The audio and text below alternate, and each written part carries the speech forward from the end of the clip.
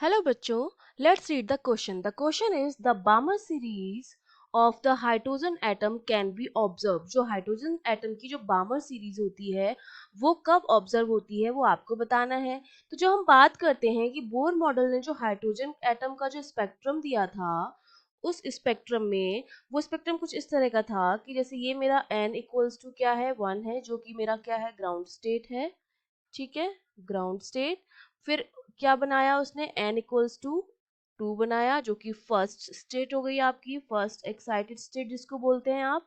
ठीक है, सिमिलरली ऐसे बहुत सारी एक्साइटेड स्टेट बनाई, n equals to 3, then n equals to 4। ठीक है, तो जब क्या होता है, जब ग्राउंड स्टेट में होता है कोई भी एटम तो क्या होता है वो स्टेबल होता है, और जब वो एनर्जी एब्जॉर्ब करके, इलेक्ट्रॉन जो होता है एनर्जी एब्जॉर्ब करके किसी भी फॉर्म में हायर एनर्जी में चला जाता है, क्योंकि इनकी जैसे जैसे एक्साइटेड स्टेट बढ़ती जाती है वैसे वैसे इन ऑर्बिट्स की क्या बढ़ती जाती है, एनर्जी भी इंक्रीज होती जाती है। तो जब एनर्जी एब्जॉर्ब करके इलेक्ट्रॉन ग्राउंड से एक्साइटेड स्टेट में जाता है या एनर्जी रेडिएट करके एक्साइटेड स्टेट से दूसरी एक्साइटेड स्टेट में आता है तो क्या बनती है हमारे पास स्पेक्ट्रम लाइन बनती है। ठीक है, स्पेक्ट्रम लाइंस हमको मिलती हैं।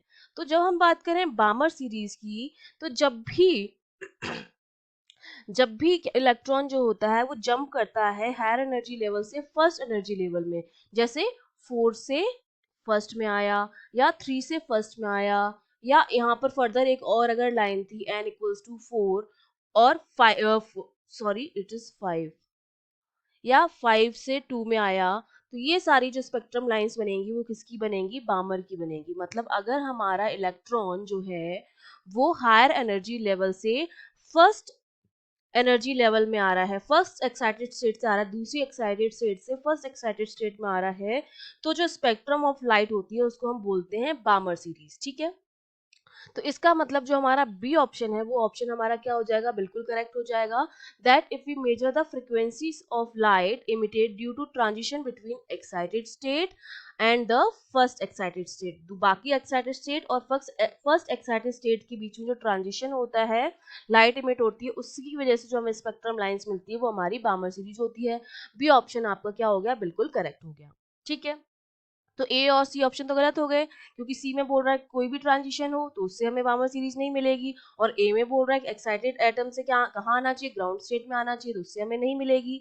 और उसके अलावा एक चीज और होती है कि जो हमारी स्पेक्ट्रम लाइंस होती हैं वो पास पास में होती हैं अगर हमारा इलेक्ट्रॉन जंप कर रहा है बहुत ज्यादा हायर एनर्जी लेवल से फर्स्ट एक्साइटेड स्टेट में, जैसे n से 5 और इस तरह से आता है, तो हमारा क्या होता है, हमारी जो स्पेक्ट्रम लाइंस होती हैं, स्पेक्ट्रम लाइंस वो क्या होती हैं, spectrum lines becomes closure,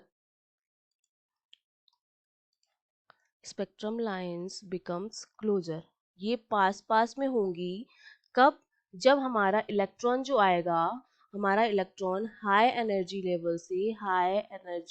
level से जंप करेगा हमारे पास फर्स्ट एनर्जी लेवल में। ठीक है, जितना ज्यादा हायर एनर्जी लेवल से आएगा स्पेक्ट्रम लाइंस उतनी ही ज्यादा क्या बनेंगी, क्लोज बनेंगी। फ्रीक्वेंसी जो होगी, सीक्वेंस ऑफ फ्रीक्वेंसी जो हायर फ्रीक्वेंसी है, अगर जितनी ज्यादा फ्रीक्वेंसी हाई होगी उतनी ही ज्यादा ये क्लोजली पैक्ड होंगी।